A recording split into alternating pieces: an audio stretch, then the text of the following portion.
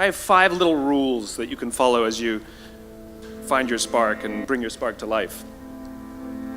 The first is to go after the things that you want. Because the rule is, you can go after whatever you want. You just cannot deny anyone else to go after whatever they want. So the point is you don't have to wait in line. You don't have to do it the way everybody else has done it. You can do it your way.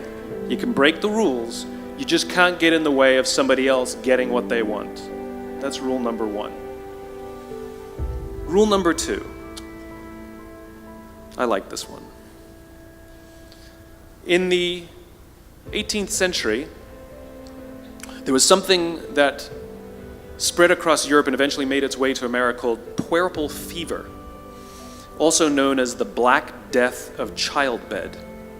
Basically what was happening is women were giving birth and they would die within 48 hours after giving birth. This Black Death of childbirth was the ravage of Europe, and it got worse and worse and worse over the course of over a century. In some hospitals, it was as high as 70% of women who gave birth who would die as a result of giving birth. But this was the Renaissance. This was the time of empirical data and science, and we had thrown away things like tradition and mysticism. These were men of science, these were doctors. And these doctors and men of science wanted to study and try and find the reason for this Black Death of childbed, and so they got to work studying, and they would study the corpses of the women who had died. And in the morning they would conduct autopsies, and then in the afternoon they would go and deliver babies and finish their rounds. And it wasn't until somewhere in the mid-1800s that Dr. Oliver Wendell Holmes, father of Supreme Court Justice Oliver Wendell Holmes, realized that all of these doctors who were conducting autopsies in the morning weren't washing their hands before they delivered babies in the afternoon.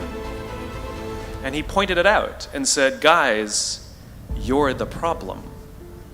And they ignored him and called him crazy for 30 years. Until finally somebody realized that if they simply washed their hands, it would go away. And that's exactly what happened. When they started sterilizing their instruments and washing their hands, the Black Death of childbed disappeared. My point is, the lesson here is, sometimes you're the problem.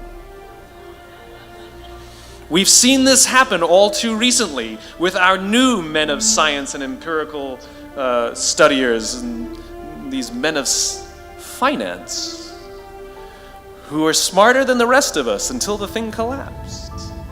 And they blamed everything else except themselves.